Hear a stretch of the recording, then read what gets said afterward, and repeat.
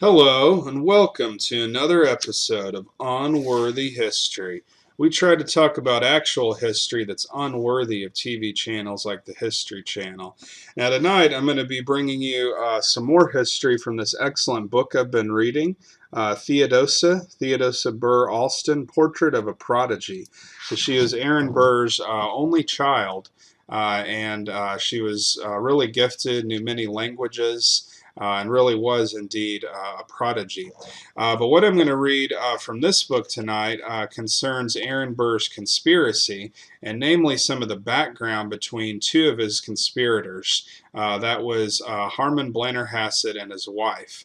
So I'm going to read a little bit about them, and there's they're quite an interesting couple, and there's really some intriguing history behind their origins that you'll learn about. By May 5th of 1805, Burr's party had reached Marietta, Ohio, where they paused to tour prehistoric earthworks. Continuing their journey, they, like many other travelers on this western edge of nowhere, rounded a bend in the Ohio River and beheld an amazing sight.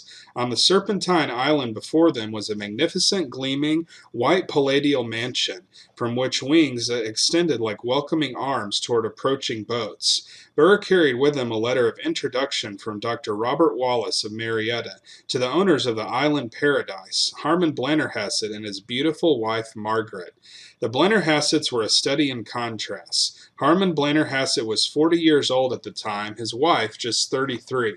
The youngest son of Irishmen Conway Blennerhassett and his wife Elizabeth, Blennerhassett was born in England in 1764.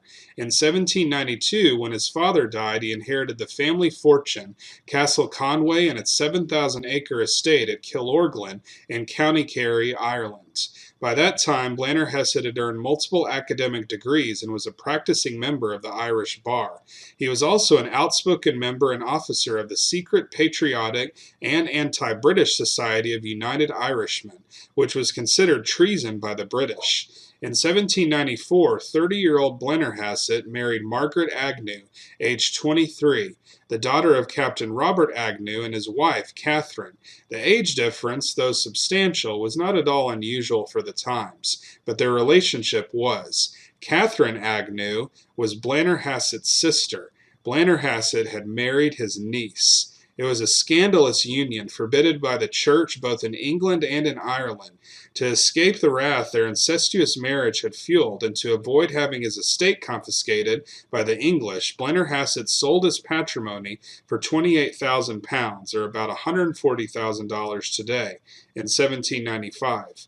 In May of 1796, the wealthy Blennerhassetts boarded the Harriet in Gravesend and set sail for America. Eventually, two sons were born to them in their utopia in the middle of a rapidly expanding nowhere. Harman Blennerhassett was tall, stoop-shouldered, and awkward, and he had a condition known as dancing eyes. He was also extremely nearsighted and couldn't tell a man from a horse at 10 paces. Although genial and generous to a fault, Blennerhassett was prone to snobbishness, had a fiery temper, and was impractical, naive, and a poor manager of his once considerable fortune. A versatile and well-educated man, he accumulated a huge library, was fascinated with science and astronomy, played and composed music for the bass viol, cello, and lute, and was trained in the classical languages. It was said of him that his intellectual tastes and aristocratic training were not the qualities needed for success in a pioneer community, and that he had every sense but common sense. Clearly, Harman Blennerhassett was not cut out for life on the frontier. Margaret Blennerhassett was, at 5'7", she towered over most of her lady friends, and looked her husband straight in the eye. She also vaulted over fences with one hand and often ferried across the river, walked the 12 miles to Marietta, Ohio, took breakfast there, and then walked back. On horseback, she raced so quickly through the forest that her servants were hard-pressed to keep up.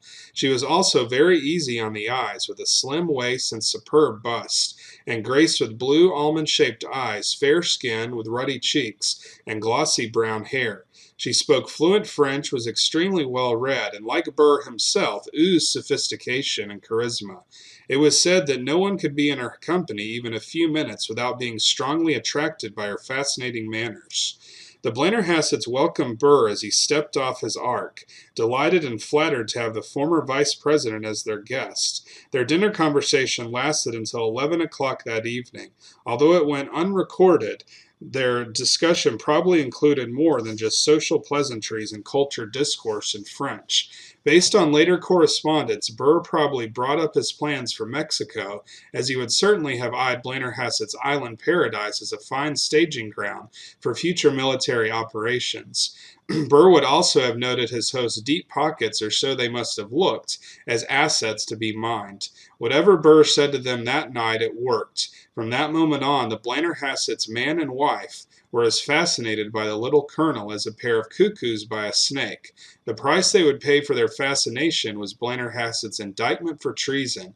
Despite the offer of a soft bed and a lavishly furnished guest room, the Spartan Colonel Burr slept on his flatboat that evening, breakfasted with the cosmopolitan couple, and then moved on.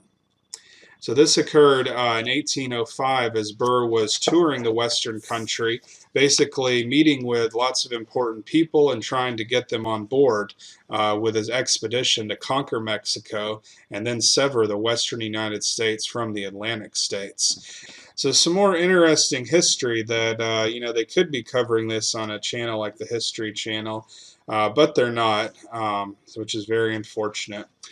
So if you want to hear more episodes like this of actual history, then be sure to like and subscribe, and we'll see you next time on Unworthy History.